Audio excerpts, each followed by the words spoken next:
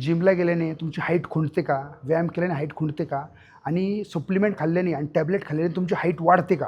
तर मित्रांनो, आता मी एक सगळ्यात मोठी गोष्ट सांगतोय. भरपूर लोकं त्याला बळी पडत आहे आणि पावडर आणि टॅबलेट खात आहे हाईट वाढवण्यासाठी. तर कोणतीही पावडर आणि हाईट वाढवण्यासाठी काहीच कामाची नाही. कोणती टॅबलेट तुमची हाईट वाढवत नाही. जेनेटिकली म्हणजे तुमच्या खानदानामध्ये तुमच्या आईचे जेनेटिक्स असतील, तुमच्या वडिलांचे जेनेटिक्स असतील, तुमच्या जेनेटिक्समध्ये जर हाईट लोकांची जास्त असेल तुमच्या आईवडिलांची, तरच तुमची हाईट वाढणार आहे. जर तुमच्या आईवडिलांची हाईट छोटी असेल तर तुमची तेवढीच राहणार आहे. लोकं काय करतात, टॅबलेट घेतात, भरपूर वेगवेगळ्या प्रकारचे व्यायाम करतात आणि पावडर खातात हाईट वाढवण्यासाठी. तर असं कधीच होत नाही. ह्या गोष्टींना बळी पडू नका.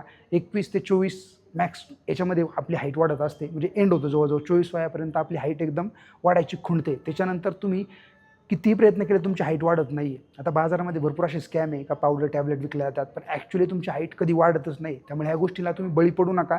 थोडाफार व्यायाम केल्याने, चांगला आहार घेतल्याने थोडाफार फरक पडू शकतो. पण कधी 24 वयाच्या आतमध्ये, 21 वयाच्या आतमध्ये. त्यामुळे जास्तीत जास्त न्यूट्रिशनला प्राधान्य द्या, चांगला आहार घ्या आणि हाईट वाढवण्याच्या ह्या स्कॅममध्ये पडू नका. प्रॉपर न्यूट्रिशनने आणि एजने आणि तुमच्या जेनेटिक्सनेच हाईट तुमची ठरत असते. जेनेटिक्सवरतीच 99% हाईट डिपेंड असते तुमची. त्याच्यामुळे याला प्राधान्य द्या.